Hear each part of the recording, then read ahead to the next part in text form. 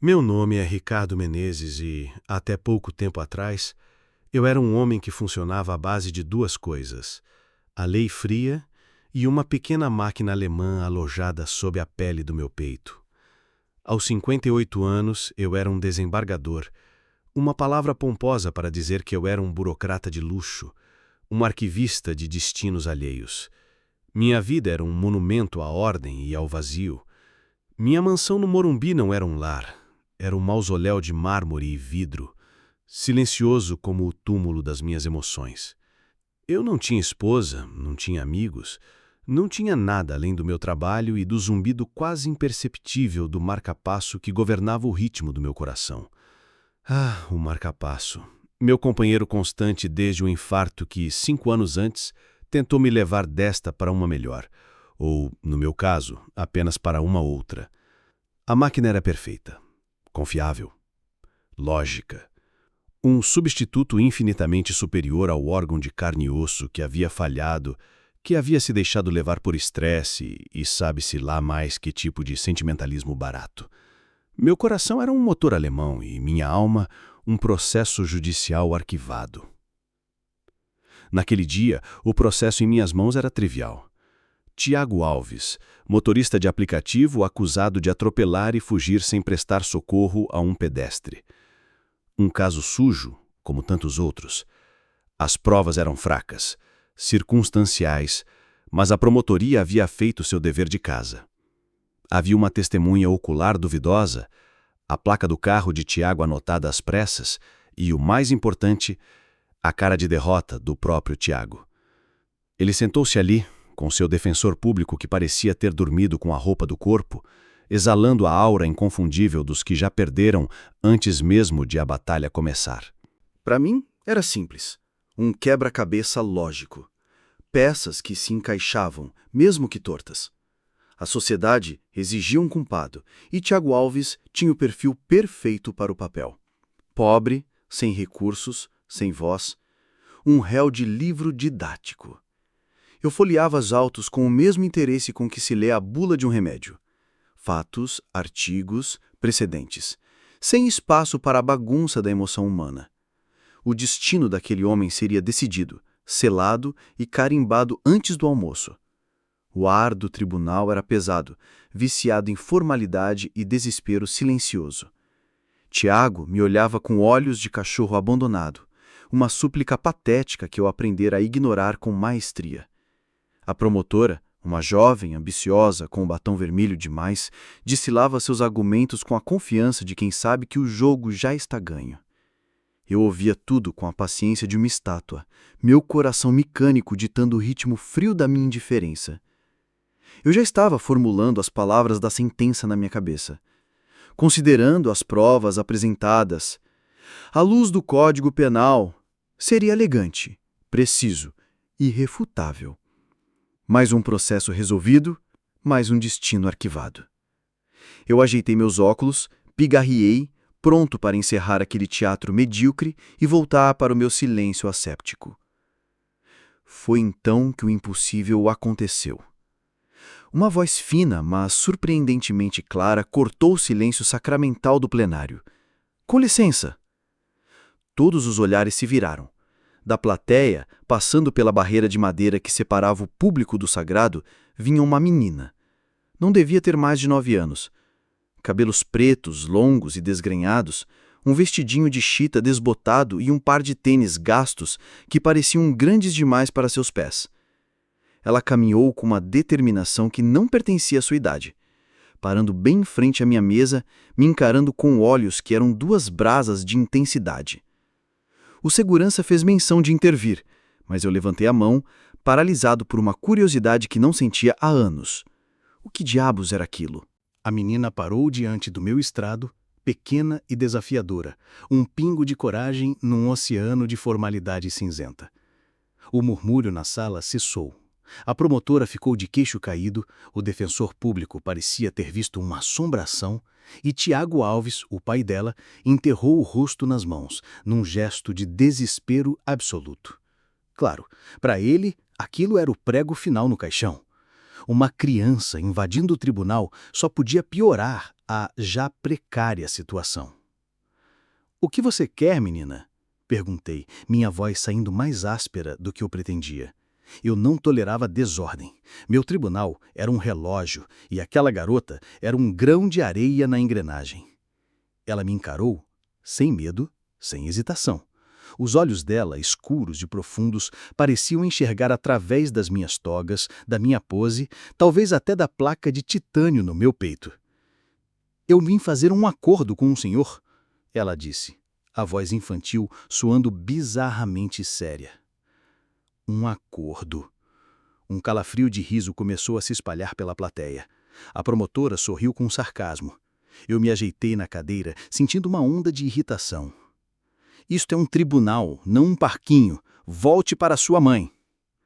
"Minha mãe não está aqui. É por isso que eu vim. O senhor vai prender o meu pai, não vai?" A pergunta era tão direta, tão despida de formalidade, que me pegou desprevenido.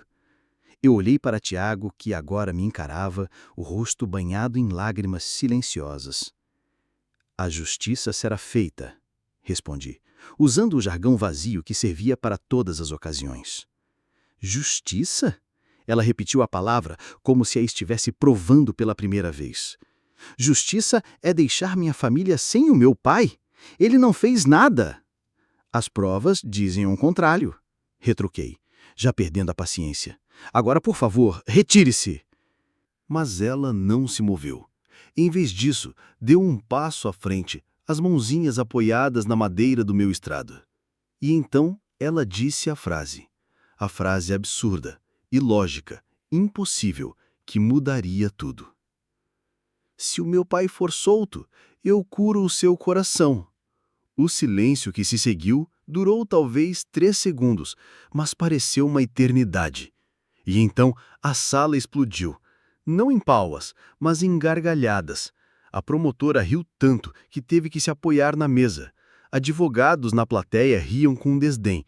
Até os jurados, que deveriam manter a compostura, sorriam discretamente. Era o cúmulo do ridículo. Uma curandeira de 9 anos oferecendo um milagre em troca de absolvição. Que patético! Eu senti meu rosto esquentar, não de vergonha, mas de fúria. Aquela cena era um insulto à minha inteligência, ao meu tribunal, à lógica que regia a minha vida. "Segurança, retire a criança da sala", ordenei, a voz gélida. Mas antes que o segurança pudesse alcançá-la, ela fez algo ainda mais inacreditável. Ela esticou os braços e, antes que eu pudesse reagir, me abraçou. Ou melhor, abraçou a toga que me envolvia, o rosto pequeno pressionado contra o tecido preto. O contato foi um choque. Eu não era abraçado por ninguém há anos. O gesto foi tão inesperado, tão genuinamente puro, que por um instante meu cérebro parou de funcionar. E então o segurança a puxou gentilmente para trás. "Por favor, senhor juiz, não prenda meu pai", ela suplicou enquanto era levada para fora, os olhos ainda fixos em mim. A porta se fechou e o circo acabou. A sala, ainda se recuperando do riso, voltou ao silêncio. Eu olhei para Tiago. A humilhação no rosto dele era total. Ele sabia que a intervenção desastrosa de sua filha havia selado seu destino. E eu, sentindo o desprezo borbulhar dentro de mim, fiz exatamente o que ele temia. Usei a interrupção como a prova final da desordem que aquela família representava.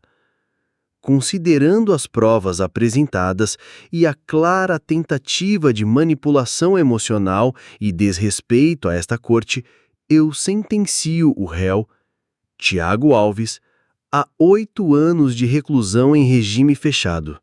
Bati o martelo. Um som seco ecoou como um tiro. Tiago desabou na cadeira, um soluço escapando de seus lábios. O caso estava encerrado. Levantei-me, ajeitei a toga e saí do plenário sem olhar para trás, sentindo o zumbido familiar e reconfortante do meu marcapasso. A ordem havia sido restaurada. A lógica havia vencido. A vida, minha vida, podia voltar ao seu ritmo programado, frio e perfeito. Ou assim eu pensava. A noite caiu sobre São Paulo como um manto cinzento e indiferente, exatamente como o meu humor. A mansão me recebeu com seu silêncio habitual. As luzes se acenderam automaticamente, revelando os espaços amplos e vazios que eu chamava de lar. Jantei sozinho como sempre, um filé mal passado, com legumes cozidos no vapor, preparado pela empregada que saía antes de eu chegar. Um ritual de solidão e eficiência. Tentei trabalhar, revisar os processos do dia seguinte, mas uma imagem teimava em invadir minha mente. O rosto daquela menina, Ana, os olhos intensos, a promessa absurda. Eu curo seu coração. Patético. Uma tentativa desesperada de um pai que usava a filha para comover um juiz. E ainda por cima, um juiz que não tinha um coração para ser comovido, apenas um circuito para ser regulado. Eu me servi de uma dose de uísque, o gelo tilintando no copo de cristal, e me sentei na minha poltrona de couro. O único som no ambiente era o tic-tac de um relógio de pêndulo e o zumbido elétrico e sutil do meu peito. Eu estava prestes a tomar o primeiro gole quando senti. Tum! Não foi o ritmo constante e programado do marca-passo. Foi algo diferente, um baque surdo, orgânico, vindo das profundezas do meu próprio peito. Uma batida forte, solitária, que pareceu ecoar por todo o meu corpo. Meu primeiro pensamento foi de pânico. O aparelho estava falhando. Peguei o pequeno monitor que eu mantinha na mesa de cabeceira, um dispositivo que lia os sinais do marca-passo. Encostei-o no peito. A tela mostrou o de sempre: ritmo sinusal estável, 72 batidas por minuto, bateria em 98%. Tudo normal. Respirei fundo, culpando o estresse do dia. A cena ridícula no tribunal. Devia ser apenas uma contração muscular, uma arritmia benigna. Voltei a pegar meu copo de uísque. Tum-tum. Desta vez foram 2 batidas. Fortes, claras, inconfundíveis. Eram minhas. Eram do meu coração de carne, um órgão que eu considerava aposentado, um músculo preguiçoso que vivia às custas da tecnologia alemã. As batidas eram tão vigorosas que por um instante sobrepusaram o ritmo do marca-passo, criando uma dissonância desconcertante dentro de mim. Isso é impossível, murmurei para o silêncio da sala. Meu músculo cardíaco estava danificado, parcialmente necrosado. Não tinha força para bater assim. Os médicos haviam sido claros. O marca-passo não era uma ajuda, era uma necessidade vital. Tum, tum, tum. Agora era um ritmo, lento, poderoso, como um tambor ancestral despertando de um sono de séculos. O monitor continuava mostrando que o aparelho funcionava, mas eu sentia a verdade no meu peito. Meu coração estava tentando lutar, tentando reassumir o controle. Levantei-me, andando de um lado para o outro. A lógica, o pilar da minha existência, estava ruindo. Não havia explicação científica para aquilo. A menos que... Não. Eu me recusei a completar o pensamento. Era loucura. Coincidência. Sugestão.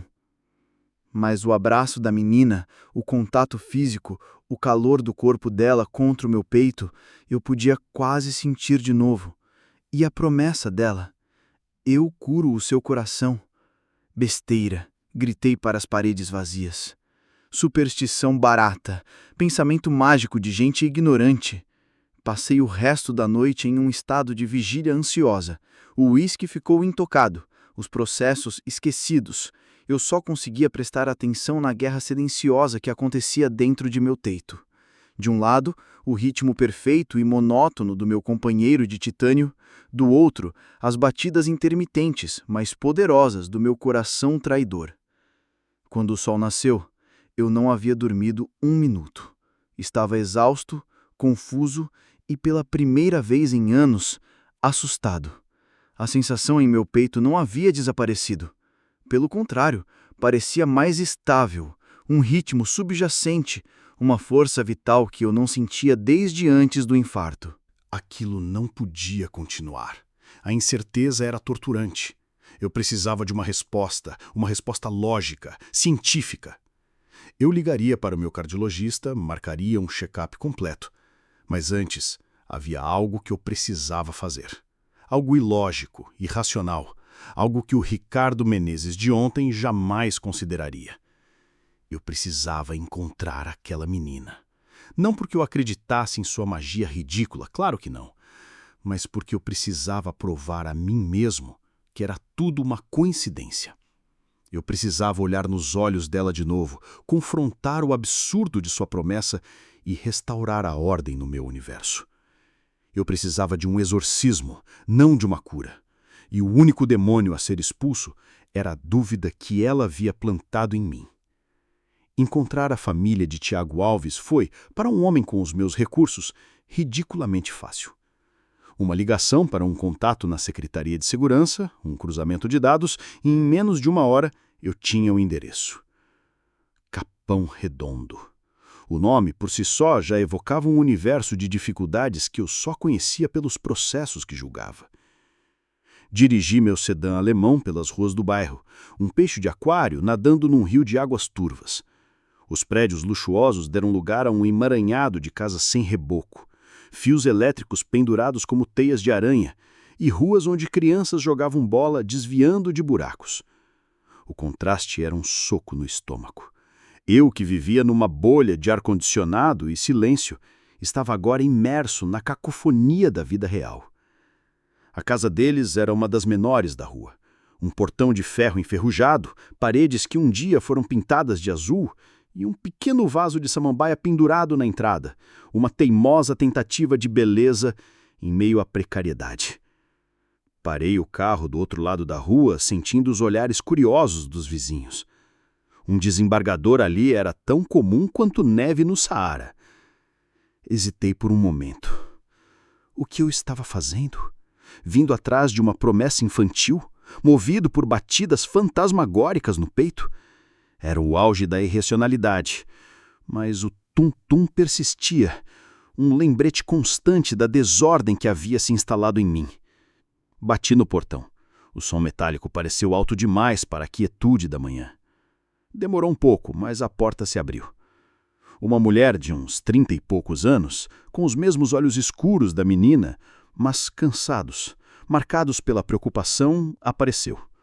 Era Lúcia, a esposa de Tiago. Ao me ver, seu rosto se transformou. O cansaço deu lugar ao medo e depois à raiva.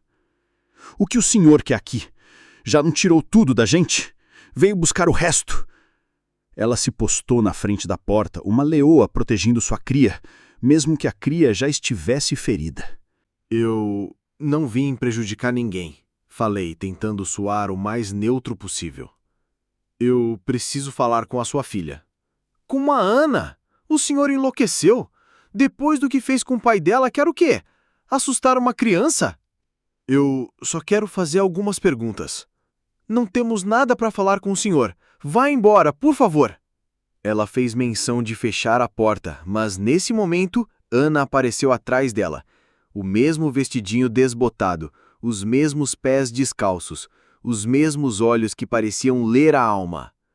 Mãe, deixa, disse a menina, a voz surpreendentemente calma. Eu falo com ele.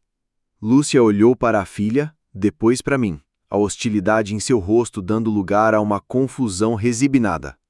Ela se afastou, deixando a passagem livre. Ana não me convidou para entrar. Ficou parada na soleira da porta, me encarando. O senhor veio por causa do seu coração, não foi? Ela perguntou. Não era uma pergunta, era uma afirmação. Meu sangue gelou. Como ela podia saber? Eu não sei do que você está falando. Menti, sentindo-me um idiota. Sabe sim. Ela insistiu com aquela certeza infantil que é impossível de argumentar. Ele está batendo diferente, mais forte. Eu senti ontem, quando te abracei. Eu a encarei sem palavras. Aquilo era loucura, completa e absoluta loucura. Eu não vim por isso, retruquei, tentando recuperar o controle. Vim porque o seu pai... Eu não sabia o que dizer. Todas as minhas desculpas lógicas pareciam patéticas diante da certeza daquela menina. Ela não esperou que eu terminasse.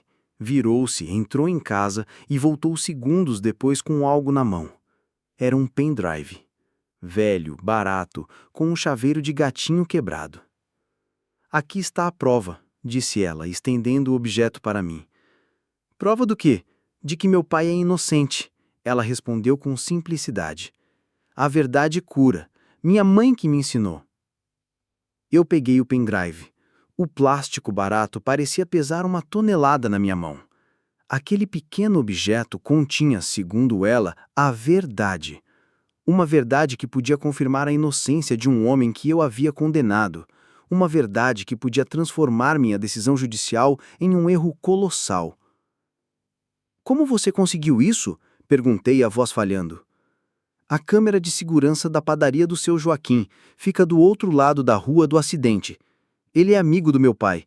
Quando a polícia não quis ver, ele guardou para mim. Por que não entregaram isso antes, no julgamento? O defensor do meu pai tentou, Lúcia interveio, a voz cheia de amargura. Mas a promotora disse que a gravação era de baixa qualidade, que não provava nada. Disse que era só uma manobra para atrasar o processo. O senhor nem quis ver. A acusação me atingiu em cheio. Eu me lembrava vagamente do defensor mencionando uma gravação, mas eu a havia descartado como irrelevante, um truque desesperado. Ana me olhou, os olhos fixos nos meus. O senhor não quis ver porque já tinha decidido que meu pai era culpado. Mas agora o seu coração quer ver. Ele sabe que tem alguma coisa errada. A menina parou diante do meu estrado, pequena e desafiadora, um pingo de coragem num oceano de formalidade cinzenta. O murmúrio na sala cessou. A promotora ficou de queixo caído, o defensor público parecia ter visto uma assombração, e Tiago Alves, o pai dela, enterrou o rosto nas mãos, num gesto de desespero absoluto. Claro, para ele, aquilo era o prego final no caixão. Uma criança invadindo o tribunal só podia piorar a já precária situação. "O que você quer, menina?" perguntei, minha voz saindo mais áspera do que eu pretendia. Eu não tolerava desordem. Meu tribunal era um relógio e aquela garota era um grão de areia na engrenagem. Ela me encarou, sem medo, sem hesitação. Os olhos dela, escuros e profundos, pareciam enxergar através das minhas togas, da minha pose, talvez até da placa de titânio no meu peito. "Eu vim fazer um acordo com o senhor", ela disse, a voz infantil soando bizarramente séria. Um acordo. Um calafrio de riso começou a se espalhar pela plateia. A promotora sorriu com sarcasmo. Eu me ajeitei na cadeira, sentindo uma onda de irritação. "Isto é um tribunal, não um parquinho. Volte para sua mãe." "Minha mãe não está aqui. É por isso que eu vim. O senhor vai prender o meu pai, não vai?" A pergunta era tão direta, tão despida de formalidade, que me pegou desprevenido. Eu olhei para Tiago, que agora me encarava, o rosto banhado em lágrimas silenciosas. "A justiça será feita", respondi, usando o jargão vazio que servia para todas as ocasiões. "Justiça?" Ela repetiu a palavra como se a estivesse provando pela primeira vez. "Justiça é deixar minha família sem o meu pai? Ele não fez nada." "As provas dizem o contrário", retruquei, já perdendo a paciência. "Agora, por favor, retire-se." Mas ela não se moveu. Em vez disso, deu um passo à frente, as mãozinhas apoiadas na madeira do meu estrado. E então ela disse a frase absurda, ilógica, impossível, que mudaria tudo. "Se o meu pai for solto, eu curo o seu coração." O silêncio que se seguiu durou talvez 3 segundos, mas pareceu uma eternidade. E então a sala explodiu, não em palmas, mas em gargalhadas. A promotora riu tanto que teve que se apoiar na mesa. Advogados na plateia riam com desdém. Até os jurados, que deveriam manter a compostura, sorriam discretamente. Era o cúmulo do ridículo. Uma curandeira de 9 anos oferecendo um milagre em troca de absolvição. Que patético! Eu senti meu rosto esquentar, não de vergonha, mas de fúria. Aquela cena era um insulto à minha inteligência, ao meu tribunal, a lógica que regia a minha vida. Segurança, retire a criança da sala. Ordenei, a voz gélida. Mas antes que o segurança pudesse alcançá-la, ela fez algo ainda mais inacreditável. Ela esticou os braços e, antes que eu pudesse reagir, me abraçou. Ou melhor, abraçou a toga que me envolvia, o rosto pequeno pressionado contra o tecido preto. O contato foi um choque. Eu não era abraçado por ninguém há anos. O gesto foi tão inesperado, tão genuinamente puro, que por um instante meu cérebro parou de funcionar. E então o segurança a puxou gentilmente para trás. "Por favor, senhor juiz, não prenda meu pai", ela suplicou enquanto era levada para fora, os olhos ainda fixos em mim. A porta se fechou e o circo acabou. A sala, ainda se recuperando do riso, voltou ao silêncio. Eu olhei para Tiago. A humilhação no rosto dele era total. Ele sabia que a intervenção desastrosa de sua filha havia selado seu destino. E eu, sentindo o desprezo borbulhar dentro de mim, fiz exatamente o que ele temia. Usei a interrupção como a prova final da desordem que aquela família representava. Considerando as provas apresentadas e a clara tentativa de manipulação emocional e desrespeito a esta corte, eu sentencio o réu, Tiago Alves, a 8 anos de reclusão em regime fechado. Bati o martelo. O som seco ecoou como um tiro. Tiago desabou na cadeira, um soluço escapando de seus lábios. O caso estava encerrado. Levantei-me, ajeitei a toga e saí do plenário sem olhar para trás, sentindo o zumbido familiar e reconfortante do meu marcapasso. A ordem havia sido restaurada. A lógica havia vencido. A vida, minha vida, podia voltar ao seu ritmo programado, frio e perfeito. Ou assim eu pensava. A noite caiu sobre São Paulo como um manto cinzento e indiferente, exatamente como o meu humor. A mansão me recebeu com o seu silêncio habitual. As luzes se acenderam automaticamente, revelando os espaços amplos e vazios que eu chamava de lar. Jantei sozinho, como sempre, um filé mal passado com legumes cozidos no vapor, preparado pela empregada que saía antes de eu chegar. Um ritual de solidão e eficiência. Tentei trabalhar, revisar os processos do dia seguinte, mas uma imagem teimava em invadir minha mente. O rosto daquela menina, Ana, os olhos intensos, a promessa absurda. Eu curo seu coração. Patético. Uma tentativa desesperada de um pai que usava a filha para comover um juiz. E ainda por cima, um juiz que não tinha um coração para ser comovido, apenas um circuito para ser regulado. Eu me servi de uma dose de uísque, o gelo tilintando no copo de cristal, e me sentei na minha poltrona de couro. O único som no ambiente era o tic-tac de um relógio de pêndulo e o zumbido elétrico e sutil do meu peito. Eu estava prestes a tomar o primeiro gole quando senti... tum. Não foi o ritmo constante e programado do marca-passo. Foi algo diferente. Um baque surdo, orgânico, vindo das profundezas do meu próprio peito. Uma batida forte, solitária, que pareceu ecoar por todo o meu corpo. Meu primeiro pensamento foi de pânico. O aparelho estava falhando. Peguei o pequeno monitor que eu mantinha na mesa de cabeceira, um dispositivo que lia os sinais do marca-passo. Encostei-o no peito. A tela mostrou de sempre. Ritmo sinusal estável, 72 batidas por minuto, bateria em 98%. Tudo normal. Respirei fundo. Culpando o estresse do dia, a cena ridícula no tribunal. Devia ser apenas uma contração muscular, uma arritmia benigna. Voltei a pegar meu copo de uísque. Tum, tum. Desta vez, foram 2 batidas, fortes, claras, inconfundíveis. Eram minhas. Eram do meu coração de carne, um órgão que eu considerava aposentado, um músculo preguiçoso que vivia às custas da tecnologia alemã. As batidas eram tão vigorosas que por um instante sobrepuseram o ritmo do marca-passo, criando uma dissonância desconcertante dentro de mim. Isso é impossível, murmurei para o silêncio da sala. Meu músculo cardíaco estava danificado. parcialmente necrosado. Não tinha força para bater assim. Os médicos haviam sido claros. O marca-passo não era uma ajuda, era uma necessidade vital. Tum, tum, tum. Agora era um ritmo. Lento, poderoso, como um tambor ancestral despertando de um sono de séculos. O monitor continuava mostrando que o aparelho funcionava, mas eu sentia a verdade no meu peito. Meu coração estava tentando lutar, tentando reassumir o controle.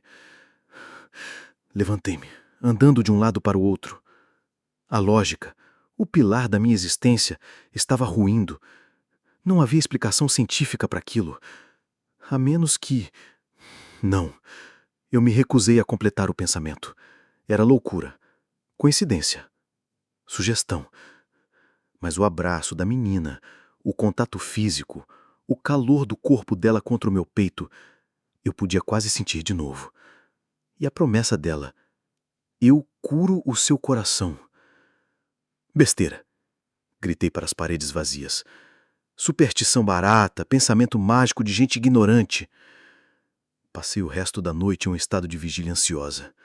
O uísque ficou intocado, os processos esquecidos.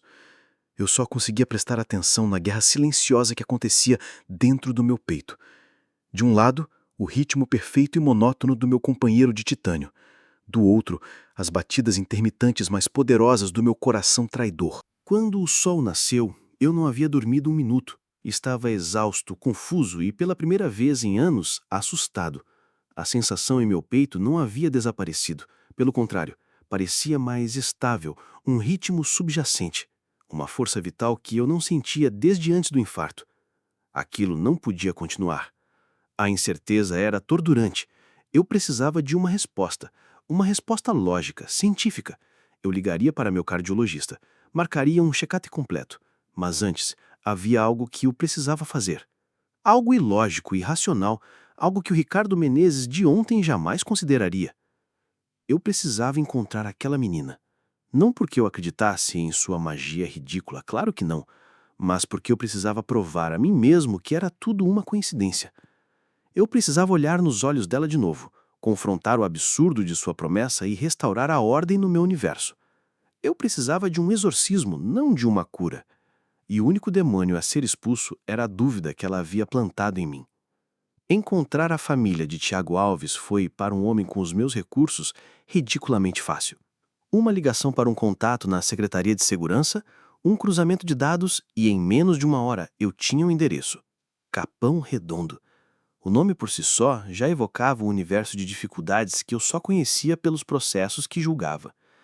Dirigi meu sedã alemão pelas ruas do bairro, um peixe de aquário nadando num rio de águas turvas.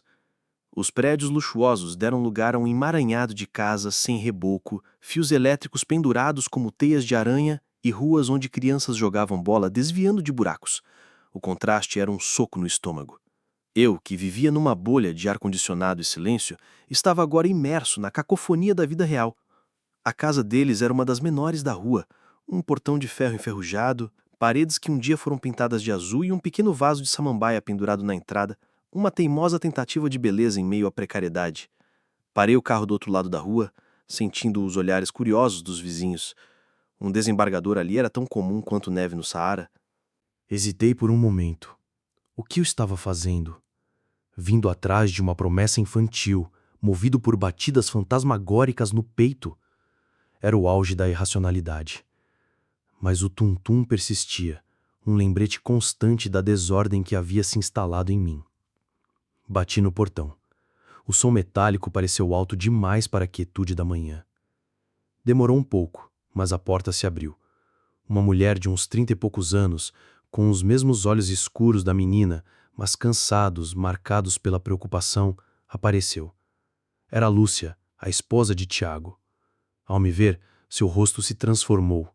O cansaço deu lugar ao medo e depois à raiva. "O que o senhor quer aqui?" ela disse, a voz trêmula, mas desafiadora. "Já não tirou tudo da gente? Veio buscar o resto?" Ela se postou na frente da porta, uma leoa protegendo sua cria, mesmo que a cria já estivesse ferida. "Eu não vim prejudicar ninguém", falei, tentando soar o mais neutro possível. Eu preciso falar com a sua filha. Com a Ana? O senhor enlouqueceu? Depois do que fez com o pai dela, quer o quê? Assustar uma criança? Eu só quero fazer algumas perguntas. Não temos nada para falar com o senhor. Vá embora, por favor. Ela fez menção de fechar a porta. Mas nesse momento, Ana apareceu atrás dela. O mesmo vestidinho desbotado, os mesmos pés descalços, os mesmos olhos que pareciam ler a alma. Mãe, deixa, disse a menina, a voz surpreendentemente calma. Eu falo com ele. Lúcia olhou para a filha, depois para mim, a hostilidade em seu rosto dando lugar a uma confusão resignada. Ela se afastou, deixando a passagem livre. Ana não me convidou para entrar. Ficou parada na soleira da porta, me encarando. O senhor veio por causa do seu coração, não foi? Ela perguntou. Não era uma pergunta, era uma afirmação. Meu sangue gelou.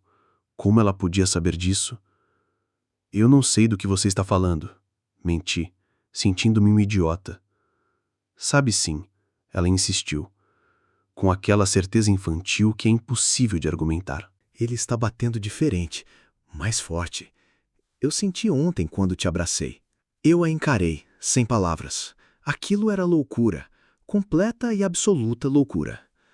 Eu não vim por isso, retruquei, tentando recuperar o controle. Vim porque o seu pai... Eu não sabia o que dizer.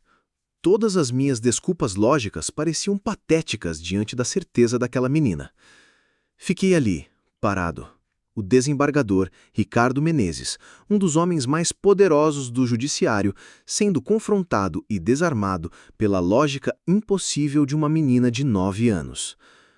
Peguei o pendrive e me virei para ir embora, sem dizer mais uma palavra. O que eu poderia dizer? Senhor juiz, Ana chamou quando eu já estava no portão. Eu me virei. Vê com o coração, ela disse, não com a cabeça. A cabeça às vezes engana. Voltei para o carro sentindo o peso do mundo nos ombros. O pendrive estava no meu bolso, uma bomba relógio. Eu tinha a escolha. Podia jogá-lo fora, esquecer aquela conversa, voltar para minha vida ordenada e fingir que as batidas no meu peito eram apenas uma falha técnica. Ou podia assisti-lo e arriscar descobrir que a minha justiça, o meu mundo, a minha vida inteira era uma farsa. O caminho de volta para o Morumbi pareceu durar uma vida inteira. Cada semáforo vermelho era uma tortura, um convite para abrir a janela e atirar aquele maldito pendrive no primeiro bueiro que encontrasse. Seria tão fácil. Ninguém nunca saberia. Tiago Alves continuaria preso, a menina e sua mãe continuariam com sua dor, e eu continuaria com a minha ordem, meu silêncio, minha máquina alemã no peito. O zumbido familiar do marca-passo parecia quase suplicar por isso. Volte ao normal, ignore a desordem. A lógica é segura. Mas o tum-tum do meu coração de carne respondia, teimoso, insistente. Você não pode fugir, você precisa saber. Cheguei ao meu escritório e tranquei a porta. O ambiente, que antes me parecia um santuário de paz e controle, agora parecia uma cela. As paredes de vidro mostravam uma São Paulo indiferente, uma cidade que continuaria girando, não importasse a verdade que eu descobrisse. Tirei o pendrive do bolso. O chaveiro de gatinho quebrado parecia zombar da seriedade do momento. Por vários minutos, fiquei apenas encarando o objeto sobre a minha mesa de mogno. Era a caixa de Pandora. Uma vez aberta, nada mais seria como antes. Com as mãos trêmulas, eu o inseri na porta USB do meu laptop de última geração. O arquivo era um só. Acidente Rua das Flores. Cliquei 2 vezes. A tela se encheu com uma imagem granulada, escura, filmada de um ângulo estranho. Era a câmera de segurança da padaria, como a menina havia dito. A data e a hora no canto da tela confirmavam. Era o dia e o momento exato do atropelamento. A rua estava mal iluminada, mas o suficiente para ver a calçada e um vulto caminhando. Então, do canto direito, surgiram faróis. Um carro em alta velocidade. O impacto foi brutal, seco. O pedestre foi arremessado como um boneco de pano. Fiquei horrorizado, mesmo já sabendo o que aconteceria. Meu estômago se revirou. O carro freou bruscamente. Não era o Celta velho de Tiago Alves. Era um sedã de luxo, preto, imponente. Um carro que eu conhecia bem. Um modelo que eu via todos os dias nos estacionamentos dos clubes e restaurantes que frequentava. A porta do motorista se abriu. Um homem desceu. Ele olhou para os lados, checando se havia testemunhas.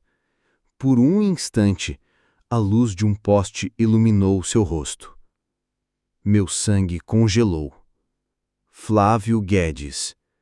O empresário, o filantropo, o homem cuja foto estampava as colunas sociais toda semana. O homem que doava quantias obscenas para campanhas políticas e, ironicamente, para fundos de modernização do judiciário. Um homem que jantara na minha casa. Um colega, se é que se pode chamar assim as relações de interesse que eu mantinha. Eu vi, paralisado, Flávio Guedes caminhar até o porta-malas de seu carro. Ele o abriu e tirou algo. Uma placa de carro. Com movimentos rápidos e precisos, ele se agachou, trocou a placa de seu veículo pela que trazia nas mãos e, em seguida, ele jogou a placa original num bueiro próximo. A placa falsa, a placa que ele colocou, era a de Tiago Alves. A premeditação, a frieza. Aquilo não era um simples atropelamento e fuga. Era a construção de uma mentira. Flávio Guedes não apenas cometeu um crime, ele escolheu um bode expiatório, um homem pobre e invisível, para pagar por ele. Ele voltou para o carro, deu uma última olhada no corpo caído na rua e acelerou, desaparecendo na escuridão. O vídeo continuou por mais alguns minutos. Pessoas apareceram, a ambulância chegou, a polícia. Mas a verdade já havia sido selada naquele momento. Fechei o laptop com força. O clique parecia um tiro no silêncio do meu escritório. Eu me levantei, sentindo as pernas bambas. A verdade não era apenas um erro judicial. Era um câncer. Uma conspiração que envolvia um dos homens mais poderosos da cidade. E eu, o desembargador Ricardo Menezes, o pilar da justiça, havia sido o instrumento perfeito para a farsa dele. Eu havia condenado um inocente, destruído uma família, tudo para manter a engrenagem do sistema girando suavemente. Minha lógica, minha ordem, minha preciosa imparcialidade, tudo era uma piada. Eu havia sido um fantoche. A náusea subiu pela minha garganta.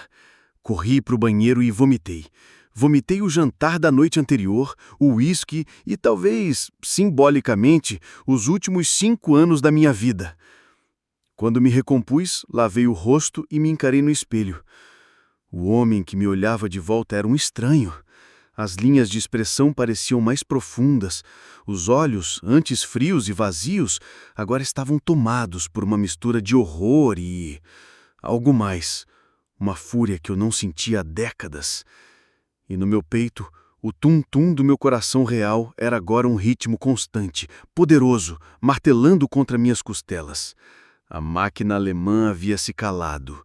Meu coração de carne, alimentado pela verdade venenosa que agora corria em minhas veias, havia despertado.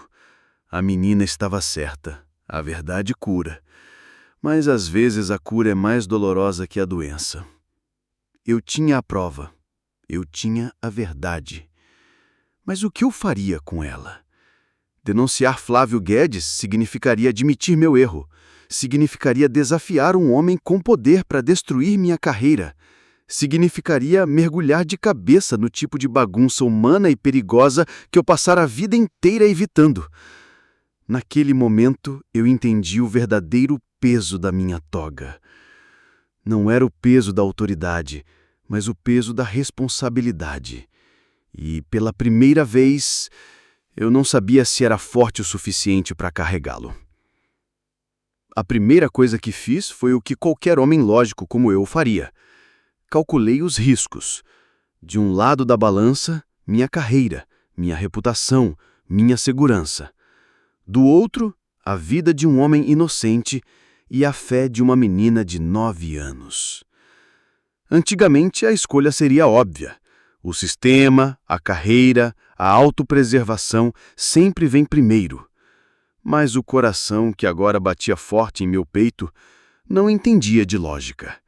Ele entendia de culpa. Comecei a puxar os fios da meada.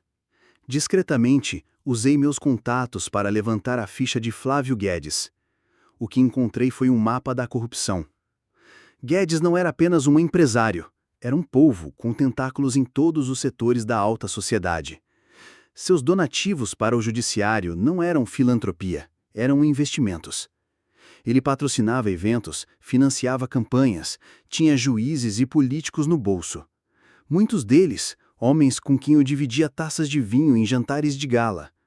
Homens que me chamavam de colega. A verdade era mais suja do que eu imaginava. Tiago Alves não foi uma escolha aleatória, foi uma escolha estratégica. Flávio Guedes provavelmente tinha acesso a dados de motoristas com carros similares e fichas limpas, o alvo perfeito para uma incriminação que ninguém questionaria. O primeiro aviso veio 3 dias depois. Eu estava saindo do fórum quando um colega desembargador, um homem que eu sempre respeitara pela sua erudição, me parou no corredor. Ricardo, ele disse com um sorriso que não alcançava os olhos, ouvi dizer que você está revirando um caso antigo, o do motorista. Alves, não é? Apenas revisando os autos, respondi, sentindo um calafrio. Às vezes, Ricardo, é melhor deixar os mortos em paz. Certos casos, uma vez fechados, devem permanecer fechados, pelo bem da estabilidade do sistema. Ele deu uma palmadinha no meu ombro e se afastou. A mensagem era clara, sutil, mas inconfundível. Era um aviso. Eu ignorei. Naquela noite, a segunda ameaça foi menos elegante. Um tijolo. Atravessou a janela de vidro blindado do meu carro enquanto eu estava parado no trânsito. Ninguém se feriu, mas o recado foi dado. O estresse começou a cobrar seu preço. As batidas do meu coração, antes fortes e regulares, começaram a falhar. Às vezes ele parecia hesitar e o marca-passo, meu velho companheiro, entrava em ação com um solavanco artificial, um lembrete frio da minha fragilidade. Era como se a minha própria fisiologia estivesse em guerra, o coração de carne querendo lutar pela verdade e o corpo, assustado, pedindo a segurança da máquina. A solidão nunca pareceu tão esmagadora. Meus colegas no tribunal agora me olhavam com uma frieza que ia além da indiferença. Era o olhar que se dá a um traidor, alguém que ousou quebrar o pacto de silêncio. Eu estava sozinho, completamente sozinho, contra uma rede de poder e corrupção que eu mesmo ajudei a legitimar por anos. A terceira ameaça foi a pior. Estava voltando para casa tarde da noite quando 2 homens, em um carro sem placas, me fecharam em uma rua deserta. Eles não saíram do veículo, apenas ficaram ali, bloqueando meu caminho, com os faróis altos me cegando. Fiquei 10 minutos paralisado, o suor escorrendo pela minha testa, o coração falhando, o marca-passo a disparando choques dolorosos. Eles não fizeram nada, apenas me observaram, me lembrando da minha impotência. Depois, simplesmente deram ré e foram embora. Naquela noite, eu tive uma crise. A dor no peito voltou. Não como um infarto, mas como uma garra de gelo me apertando. O medo, a solidão, a pressão, era demais. Sentei-me no chão frio do meu quarto, lutando para respirar, e pensei em desistir. Eu podia pegar todas as cópias do vídeo, queimá-las e esquecer tudo. Flávio Guedes venceria, Tiago Alves apodreceria na cadeia, e eu voltaria a ser o desembargador respeitado, seguro em sua torre de marfim, com o seu coração mecânico batendo em paz. Mas então fechei os olhos e vi o rosto de Ana. Sua fé absurda, sua certeza inabalável. Vê com um coração, ela havia dito. Meu coração naquele momento doía. Doía de medo, de culpa, de solidão, mas também batia. Batia com uma fúria que eu não sabia que possuía. A fúria de um homem que aos 58 anos descobriu que tinha uma consciência. A decisão foi tomada. Eles queriam guerra, eles teriam guerra. Mas eu não ia lutar sozinho. Na manhã seguinte, com a decisão queimando no peito, Eu fiz a única coisa que me pareceu lógica em meio àquela loucura. Procurei ajuda. Não na polícia, não no Ministério Público. Eu não sabia mais em quem confiar dentro do sistema. A teia de Guedes era vasta demais. Minha única aliada era uma menina de 9 anos. Voltei ao Capão Redondo. Desta vez, não parei o carro do outro lado da rua. Parei em frente ao portão enferrujado. Saí e bati com a urgência de um homem que não tinha mais tempo a perder. Lúcia abriu a porta. A hostilidade em seus olhos havia sido substituída por um medo profundo. As notícias, de alguma forma, chegam rápido nesses lugares. Ela sabia que eu estava sendo ameaçado. O senhor não devia estar aqui. Ela sussurrou, olhando para os lados. É perigoso. O perigo já me encontrou, respondi. Preciso falar com vocês. Sentei-me na pequena sala deles, o desembargador do Morumbi num sofá com a estampa desbotada, sentindo-me mais em casa ali do que no meu próprio mausoléu de mármore. Contei tudo. O vídeo, Flávio Guedes, as ameaças, o tijolo no carro, os freios adulterados. Enquanto eu falava, Lúcia ficava cada vez mais pálida. Ela segurava a mão de Ana com força. Eu via o terror em seus olhos. O terror de uma mãe que percebeu que a luta pela justiça do marido poderia custar a segurança da filha. O senhor tem que parar, ela disse, a voz embargada. Eles são gente poderosa. Vão acabar machucando a Ana. Vão machucar o senhor.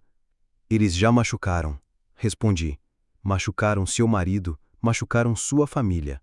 Se eu parar agora, eles vencem para sempre. Foi Ana quem falou. Ela se soltou da mãe e se aproximou de mim, os olhos sérios, sem nenhum traço de medo. O senhor não vai parar, não é? Ela afirmou. Não, Ana. Eu não vou. Eles vão tentar te matar? Ela perguntou com uma calma assustadora. Eu hesitei. Eles vão tentar me silenciar, eu respondi, escolhendo as palavras. Ela me olhou e por um instante eu vi a sabedoria de uma alma antiga naqueles olhos de criança. A gente precisa se esconder, ela decidiu. Se esconder? Ana, eu não posso me esconder. Eu tenho que lutar. Se esconder para lutar melhor, ela corrigiu. Eles sabem onde o senhor mora, sabem onde a gente mora, sabem onde atacar. A gente precisa ir para um lugar onde eles não possam nos achar. Só por uns dias, até o dia da sua luta final. A lógica dela era impecável e aterrorizante. Uma menina de 9 anos planejando uma estratégia de fuga. Para onde iríamos? Perguntei. Mais para testar sua linha de raciocínio do que por acreditar na ideia. Eu tenho uma tia em Itanhaém, uma cidade pequena, na praia. Ninguém conhece a gente lá. Uma casinha simples. O senhor podia ficar com a gente. Lá o senhor pode pensar, pode se preparar. Lúcia olhava para a filha chocada. Ana, de onde você tira essas ideias? Dos filmes, ela respondeu, com simplicidade. E do meu coração.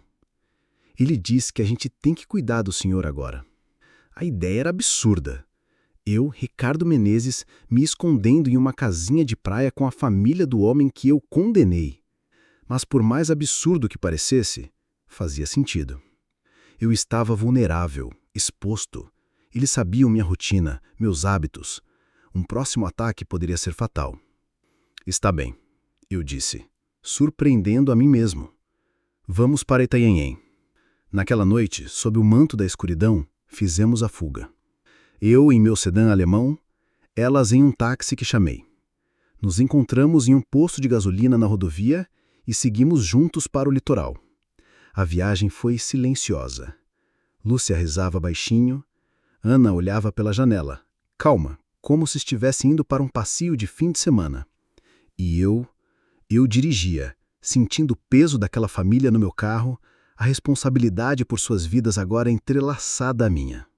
Chegamos em Itanhaém de madrugada. A casa era exatamente como Ana descreveu.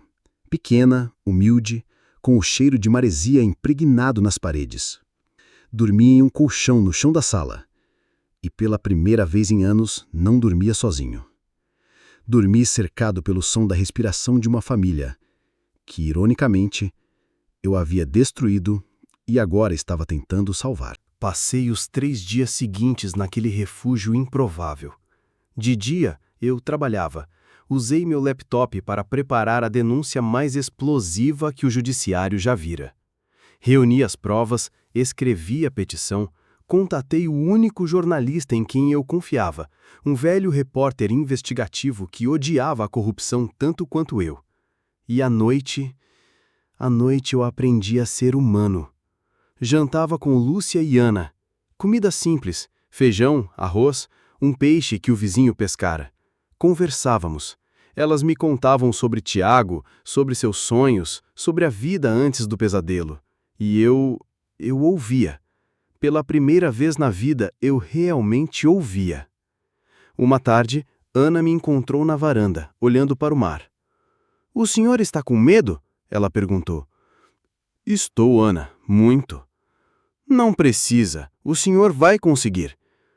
"Como você tem tanta certeza?" Ela sorriu, aquele sorriso sábio que me desarmava. "Porque agora o seu coração é de verdade." Na véspera do meu retorno a São Paulo, Lúcia se aproximou de mim. "Senhor Ricardo, eu preciso pedir perdão." "Perdão? Pelo quê?" "Por ter te julgado. Eu achava que o senhor era um monstro, mas o senhor é só um homem."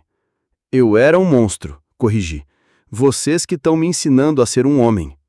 Naquela noite, eu sabia o que tinha que fazer. Não era apenas sobre libertar Tiago. Era sobre explodir o sistema por dentro. Eu voltaria para São Paulo no dia seguinte, não mais como um juiz acuado, mas como um homem com uma missão. E com o apoio improvável de uma família que me ensinou que a verdadeira justiça não está nos códigos, mas no coração. Voltar a São Paulo foi como entrar na jaula de um leão, sabendo que a porta se fecharia atrás de mim. Deixei Lúcia e Ana na segurança relativa de Itanhaém, com a promessa de que só voltaria a contatá-las quando tudo estivesse acabado. A solidão na mansão era agora opressiva. Cada sombra parecia um inimigo, cada ruído da noite uma ameaça. Eu tinha 48 horas até a sessão plenária que eu mesmo havia convocado, sob o pretexto de revisão de procedimentos em casos de provas digitais. Era a minha única chance de apresentar o vídeo de Guedes a um público que não poderia ignorá-lo: o corpo de desembargadores, a imprensa e, com sorte, a própria sociedade. Passei aquelas horas trancado no escritório, transformando-o em um quartel-general. As cópias do pendrive estavam seguras. A petição estava redigida com a precisão de um bisturi. Não apenas acusando Guedes, mas detalhando a rede de influência que o protegia, citando nomes, datas e os donativos suspeitos. Era uma declaração de guerra. A noite antes da sessão foi a mais longa da minha vida. Eu não conseguia dormir. A cada carro que passava na rua, meu corpo ficava tenso. Eu sabia que eles estavam me vigiando. Sabia que Guedes e seus aliados não me deixariam chegar ao tribunal ileso se pudessem evitar. Foi então que me lembrei de Ana, da sua fé inabalável. "Você vai conseguir, meu coração sabe." Aquela frase infantil era meu único escudo. Peguei o telefone e, quebrando minha promessa, liguei para a casa da tia dela em Itanhaém. "Alô?" A voz sonolenta de Lúcia atendeu. "Sou eu. Desculpe ligar a esta hora. Eu só preciso saber se vocês estão bem." "Estamos, senhor Ricardo. Estamos rezando pelo senhor. A Ana está aqui. Quer falar?" A voz da menina veio em seguida, clara e desperta, como se estivesse me esperando. "Oi, juiz." "Oi, Ana. Eu só liguei pra..." "Eu sei." Ela me interrompeu. "O senhor está com medo. É amanhã, não é?" "É amanhã." "O senhor fez o que eu disse? Viu com o coração?" "Eu vi, Ana. E o que eu vi foi terrível." Houve um silêncio do outro lado da linha. Então ela disse algo que me deu a força final que eu precisava. "Quando a gente vê uma coisa terrível, a gente tem duas escolhas: fugir ou acender uma luz. O senhor tem a luz. É só ligar." Desliguei o telefone, as palavras dela ecoando na minha mente. ligar a luz. Era exatamente isso que eu faria.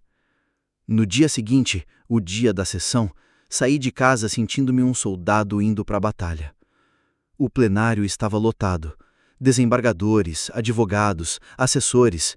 E na galeria, como eu esperava, a imprensa, incluindo o jornalista investigativo para quem eu havia vazado a informação de que algo explosivo aconteceria.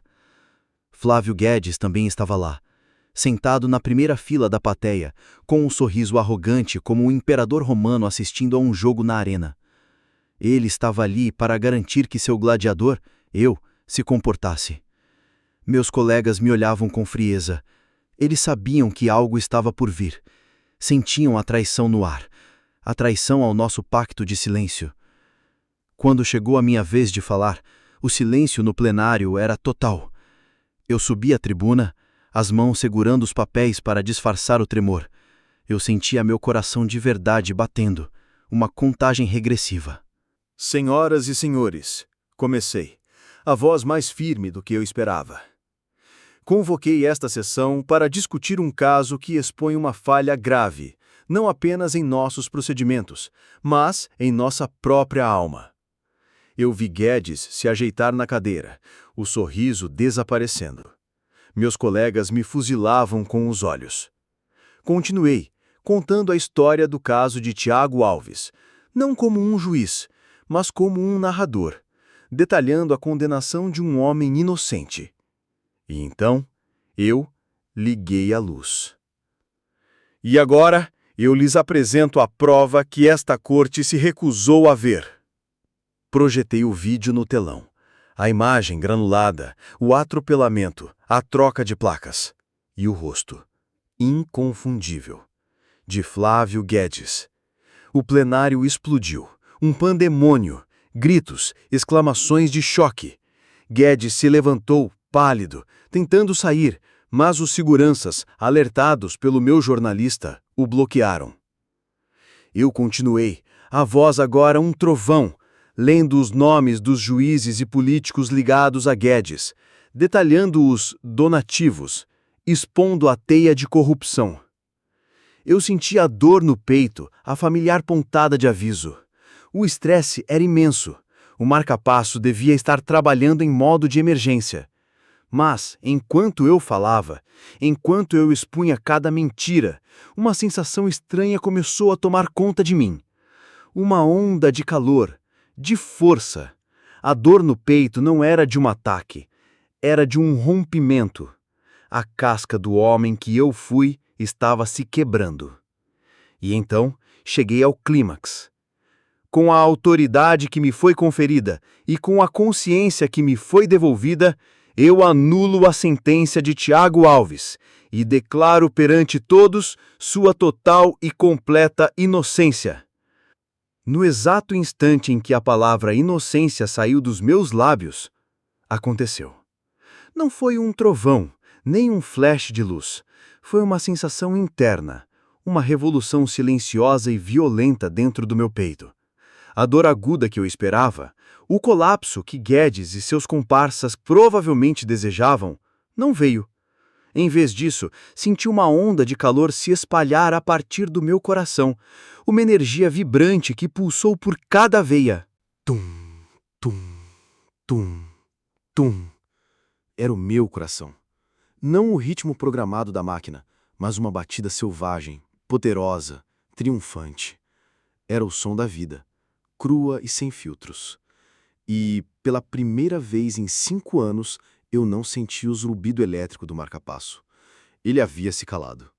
Ou melhor, meu próprio coração gritava tão alto que havia silenciado a máquina. O plenário estava um caos.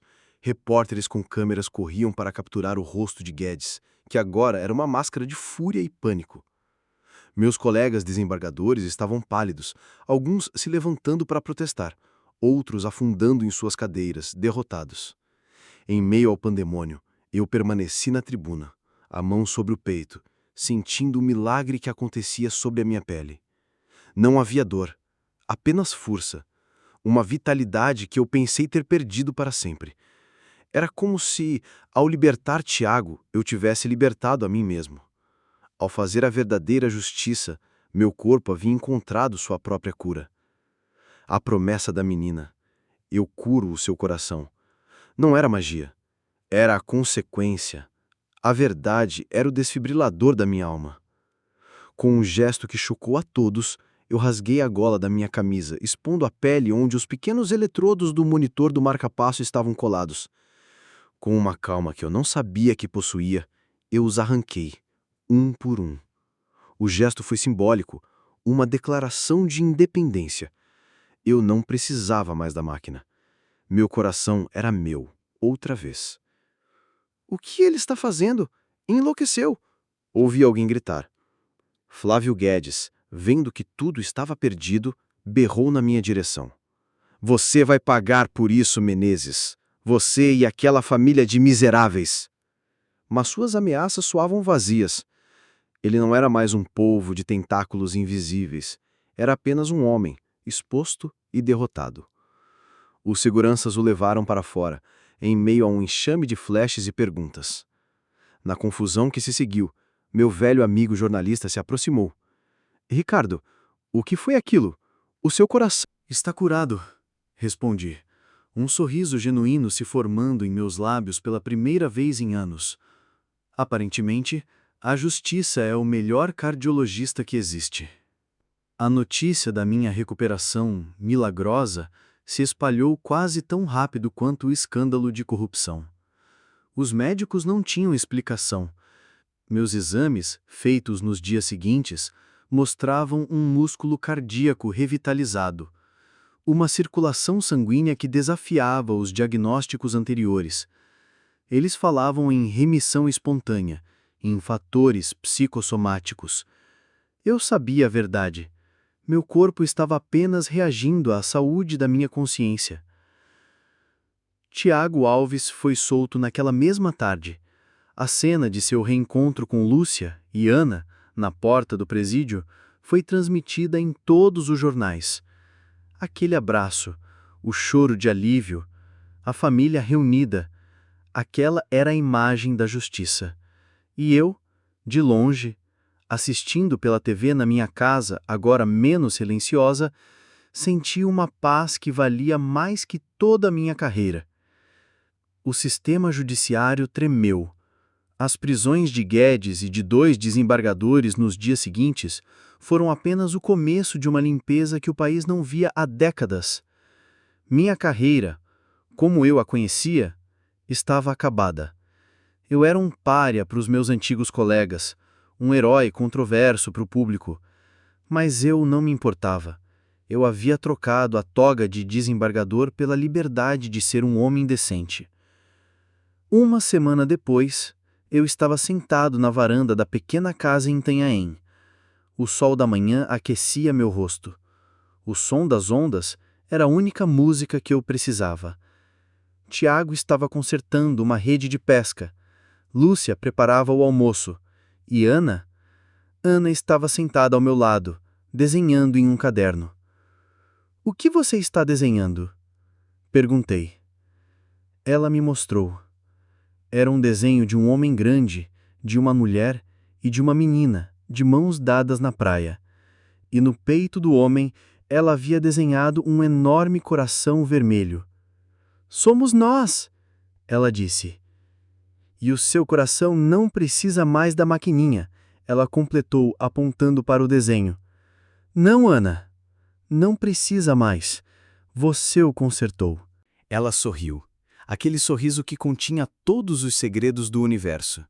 Não fui eu, foi o Senhor. O Senhor só precisava ver com ele. Naquele momento, eu entendi. A cura não viera de fora, viera de dentro. Ana não era uma curandeira, era um catalisador. Ela me deu a chave, a prova, a coragem. Mas a decisão de girar a chave na fechadura, de enfrentar a escuridão e ligar a luz, essa fora minha. Os meses que se seguiram foram uma estranha e bem-vinda calmaria depois da tempestade. O escândalo Guedes continuou a render manchetes, mas para mim, a guerra havia acabado. Pedi minha aposentadoria precoce do tribunal. A toga, que um dia foi minha armadura, agora parecia a pele de uma cobra que eu havia deixado para trás. Troquei a mansão silenciosa do Morumbi por uma casa simples em Itanhaém, a poucos quarteirões da família Alves. Minha vida, antes regida por processos e prazos, agora seguia o ritmo das marés.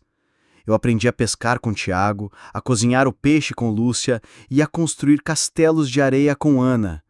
Descobri que a felicidade não estava na ausência de problemas, mas na presença de pessoas com quem você se importa. Tiago, com a ficha limpa e a ajuda de uma vaquinha online que surgiu após sua história se tornar nacional, comprou um carro novo e voltou a trabalhar. Mas ele era um homem diferente. A amargura havia sumido, substituída por uma gratidão serena. Ele e eu nos tornamos amigos. 2 homens de mundos diferentes, unidos por um erro que quase destruiu um e salvou o outro. Um dia, estávamos sentados na praia, observando Ana correr atrás das ondas. "Sabe, seu Ricardo", disse Tiago, "às vezes eu ainda acho que tudo isso foi um sonho." "Eu também, Tiago", respondi, "mas dos bons. Minha filha, ela sempre foi assim, especial. Ela parece saber das coisas antes de acontecerem." "Ela sabe", concordei. "Ela sabe que o mundo pode ser melhor. E às vezes, tudo o que precisamos é de alguém que nos lembre disso." O dinheiro que eu tinha, antes usado para acumular mais coisas inúteis, encontrou um novo propósito.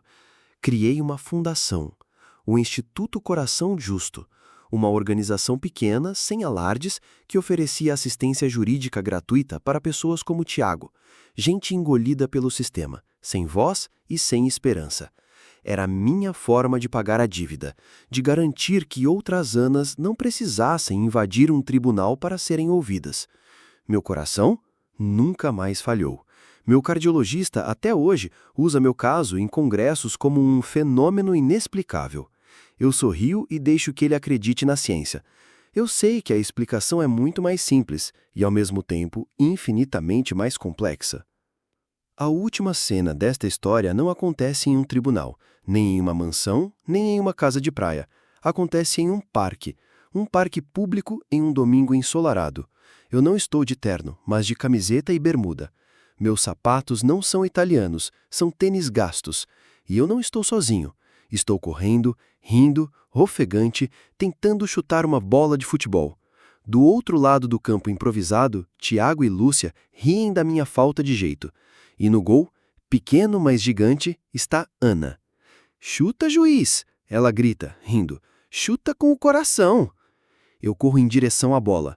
Pela primeira vez em décadas, eu não penso, eu não calculo, eu simplesmente sinto. Chuto a bola com toda a força que tenho. Ela voa, desajeitada, e passa a centímetros da trave improvisada com os chinelos. Ana mergulha dramática e cai na grama, rindo. "Quase!" ela grita.